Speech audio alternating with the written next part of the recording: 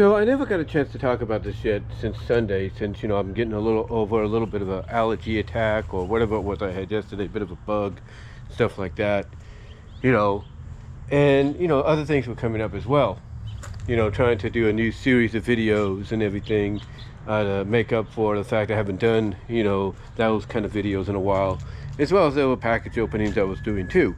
But I wanted to come on here because it seems, after watching what JD from NY206, Solo Monster, Just Alex, and many others have been saying, yeah, it definitely feels like AEW has pretty much lost the plot when it comes to exactly being what they said they once were, and that is the alternative to WWE and all of professional wrestling. And look, there's no denying that they do have probably the best in-ring wrestling, period. There's no doubt about it. But it's obvious that Tony Khan has yet to learn the difference between what is a wrestling fan and what is a wrestling promoter. Basically, he's failing to tell the difference between being a promoter and, being a fan. Because if you're a promoter, you understand that pro wrestling, no matter what promotion, that you are in charge of, whether it's AEW, WWE, TNA, NWA, or now what Billy Corgan's trying to do, basically resurrect the territorial body of NWA, it doesn't matter. You should know that basically the big thing about professional wrestling that makes it, great in the eyes of a lot of folks is the fact that not only do you get great in-ring action, but you get stories that accompany that great in-ring action. You get stories that center around the matches that you're going to see that, come from that story, that are built up from that story. And apparently Tony Khan can't tell the difference between being a fan and being a promoter. He can't separate himself from that. Because if he was a promoter, he would have known, basically, in the 5 years that this company's been around, almost 6, he would know, basically, he would know the difference that, when being a promoter, you're supposed to not only give good in-ring pro wrestling, but you're also supposed to have stories that accompany that wrestling. And obviously he's not telling the difference. He can't basically get out of his own way as a fan to allow himself to be a promoter, because basically he's allowing the fanboy self, or the fanboy side of him, to basically call the shots. And being the fanboy, what does he do? He decides, okay, John Moxley, you want to do it this way? No problem, man. Whatever you say goes. Oh, Mercedes, you want to be the one that runs through the competition in the Owen Hart tournament for the women? No problem, there you go. Oh, Will Ospreay, you want to be the one that basically runs through the competition when it comes to the men? No problem, have it your way.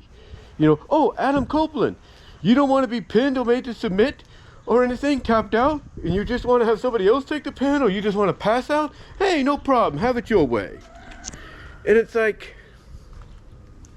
he's not letting himself wake up and realize that by allowing these talents to do what they want, by allowing them to have creative say, final say, if you will, in what they want, that basically he's ruining his company. He's killing his company in any momentum he has. I mean, a lot of people said that, at Dynasty, you could have made that Swerve's pay-per-view. You could have made that Shane Strickland's pay-per-view by allowing him, for the second year in a row, to walk out AEW World Champion, but you didn't let that happen. And why? Because you just had to listen to John Moxley and have him tell you, I want it this way, and by the way, call up the Bucks to, have them interfere, and then basically maybe have them tonight, which again, they're supposed to give an explanation tonight on Dynamite, have them explain that, hey, they did it because, this is the reason, this is the reason, and that's the reason, or whatever. And it's like Tony Khan can't get out of his own way as a fan and differentiate himself as a fan and a promoter. Because if he can make himself differentiate himself from that, he would stand up to someone like Moxley, he would stand up to someone like Mercedes, someone like Ospreay, the Bucks, whoever, and say, look, I'm the boss. This is how we're going to do things. And oh, tonight at Dynasty, John, you're dropping the damn title to Swerve. He would have done that, but he didn't. He didn't. And obviously, you know what's crazy? I think honestly, maybe this is just me, but maybe he's realizing he's, failing at his job. Because he's letting people say what they want to say, which even catches him off guard, like Tony Storm did, during the media scrum. And it's like, look, if you're starting to kind of show the signs that maybe you don't know what you're doing, and you're just allowing the talent to go and do what they want, you're just allowing to anything that gets, written into a story or written into be made a story or whatever to be signed off and say, okay, thumbs up, let's go. If you're starting to realize that maybe you've lost your way to the point that you're allowing all that to happen, maybe it's time to step aside and get out. Get out where the getting's good, and give the company to somebody else. Hand over the rights to the company to somebody else that understands what pro wrestling is about. Here's what's crazy too. Will Ospreay, and this is obviously why Tony Khan is losing the plot. He's allowing people like Will Ospreay to go and do these interviews in podcasts and radio stations or whatever, and on television as well. And Will Ospreay said in a recent interview that what makes them different from anybody else, that being AEW, is they're 90% wrestling, 10% story. Look, I get, there are talents, men and women talents, that just want to get into wrestling to wrestle. I get it. But guess what?